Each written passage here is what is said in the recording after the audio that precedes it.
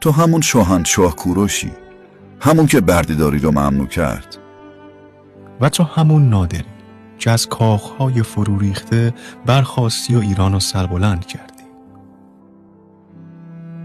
من ایران رو از چنگال دشمنان بیرون کشیدم. اما تو با شکست خوردگان مهربونتر از من بودی.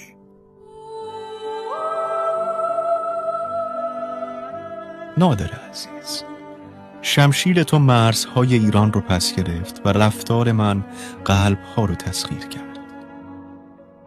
من هندوستان رو فتح کردم، اما نتونستم خرافات و جهل را از ایران ریشه کن کنم. جهل هرگز نمیمیره، فقط لباس عوض میکنه. اما من به آینده خوشبینم.